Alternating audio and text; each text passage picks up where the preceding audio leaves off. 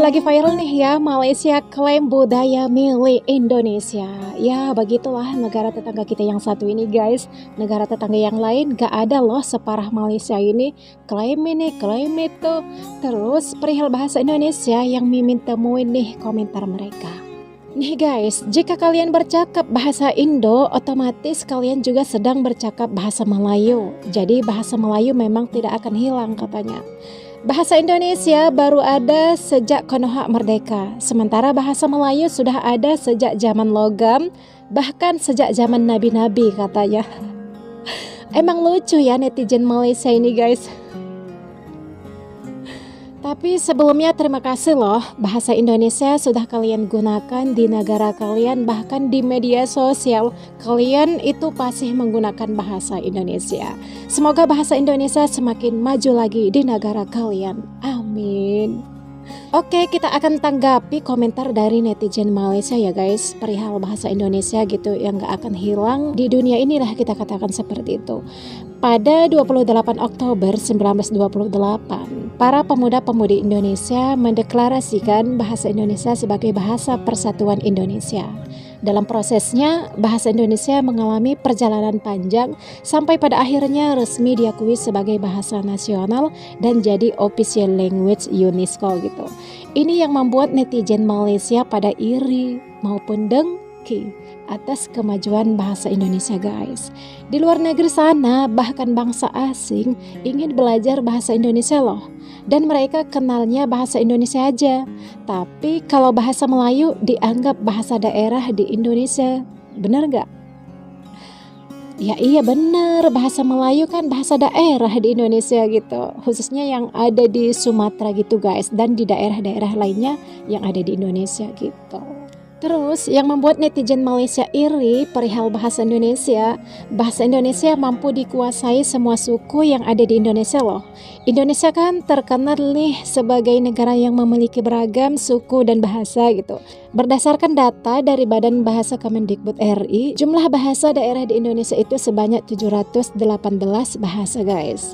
Banyaknya bahasa yang dimiliki membuat Indonesia menjadi negara urutan kedua yang memiliki bahasa daerah terbanyak di dunia setelah Papua Nugini gitu. Luar biasa kan guys, Indonesia bisa bersatu dengan menggunakan bahasa Indonesia.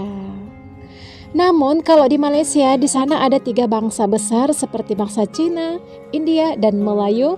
Namun ketiga bangsa ini nggak bisa bersatu dengan menggunakan bahasa Melayu versi Malaysia guys. Nggak bisa loh. Malah menggunakan bahasa masing-masing gitu. Udah gitu guys, sebagian orang Malaysia juga kayaknya mereka nggak suka bahasa Melayu asli. Mereka sukanya bahasa Melayu campur Inggris gitu.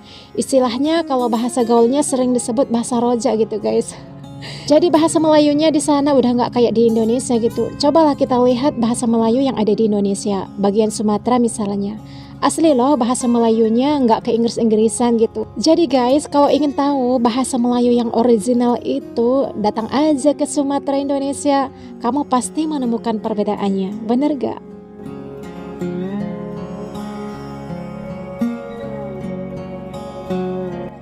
Nih, Mimin temuin juga komentar nih, betul kita harus sentiasa bercakap bahasa Melayu agar bahasa kita tetap dibicarakan di negara Indonesia katanya.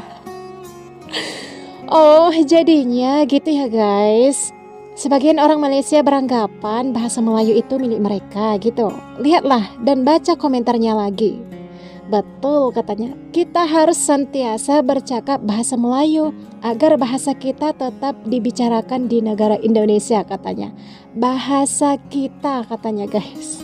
Sebelumnya negara Malaysia wujud, bahasa Melayu itu sudah ada di Indonesia loh, khususnya di Pulau Sumatera. Sebelum Indonesia merdeka dan sebelum Sumpah Pemuda tahun 1928, bahasa Melayu lebih awal digunakan rakyat Indonesia ketimbang rakyat Malaysia. Karena pada saat itu rakyat Malaysia belum wujud alias belum ada. Dan kenapa sebagian orang Malaysia beranggapan kalau bahasa Melayu itu milik mereka? Padahal profesor asal Malaysia mengatakan mereka itu asalnya dari Melayu Sumatera Indonesia. Padahal doktor asal Malaysia mengatakan mereka itu asalnya dari Melayu Sumatera Indonesia. Bisa saja benar apa yang dikatakan profesor ataupun dokter Malaysia ini guys. Kalau sejarah negara mereka semuanya ditulis oleh British. Jadi seperti itulah kelakuan sebagian orang Malaysia. Klaim sana, klaim sini gitu. Kemerdekaan mereka aja sebenarnya juga nih dengar apa yang dikatakan profesor ataupun dokter yang berasal dari negara mereka itu sendiri. Ini dia videonya. Ya kita merdeka, betul kita merdeka, tetapi bukan sepenuhnya. Kenapa masa kita merdeka tahun 1957, kemerdekaan kita capai adalah tahun 1980. 57 itu kita tak dapat apa pun. Apa saya tulis tajuk buku ini di sebalik tabir? Maksud saya sebenarnya di sebalik tabir ialah banyak aspek sejarah dalam sejarah politik Malaysia ini yang tidak disentuh secara terbuka atau disembunyikan, ditutup supaya kita tidak boleh memahami tentang sejarah itu sepenuhnya. Kenapa ia dikatakan ditutup? Kerana itu yang telah ditetapkan dalam naratif penjajah, naratif kolonial dan naratif rasmi yang tidak mahu menyentuh tentang aspek-aspek yang mungkin tidak memberi keuntungan pada setengah pihak. Dalam bab buku ini sebenarnya banyak aspek yang menyentuh tentang sejarah perjuangan kemerdekaan, PPP, People Progressive Party, tetapi yang penting ialah buku di sebalik tabir ini menjelaskan secara keseluruhan tentang aspek sejarah perjuangan politik dan juga perjuangan kemerdekaan yang kebanyakannya dipinggirkan atau disembunyikan dalam pemaparan sejarah. Siapa yang memerdekakan tanah Melayu tahun 1980? Kenapa masa kita merdeka tahun 1957, kemerdekaan kita capai adalah tahun 1980. 57 itu kita tak dapat apa pun. Syarikat British, ekonomi British, bank British, kapal pelabuhan British, rombong tanah, semua milik British. Kita merdeka tahun 57 hanya kerana British tak mahu tanggung lagi pentadbiran yang merugikan. Itu maksud merdeka 57. Dan saya ingat Datuk Wan itu betul. Katakan kita tak merdeka 57 ini adalah merdeka acuan British. Tapi sejarah kita berhenti sampai 57. Siapa yang memerdekakan tanah Melayu tahun 1980? Yang merampas syarikat-syarikat British yang kaya ni siapa? Tun Mahathir Mohamad. Dia yang melancarkan tindakan rampas Sime Darby, memilik negara kan dia kemudian memperkenalkan dasar pandang ke timur kerana bergaduh dengan British pada masa itu. Masa itulah kita merdeka yang sebenarnya. Ekonomi kita dapat balik oleh pemerintah kita. Tahun 57 merdeka dalam kertas, atas kertas. Apa yang diberi oleh British? British tak mau ambil lahan. Beri je. Apa dia? Kos pentadbiran. Sebuah negara yang ekonomi dikawal oleh penjajah sampai tahun 80-an. Sejarah kita tak cerita benda macam saya kadang-kadang cerita ni rasa nak keluar aurah berapi. Nak beritahu anda bahawa ini adalah sejarah besar yang anda kena faham, anda kena tahu sebagai masyarakat.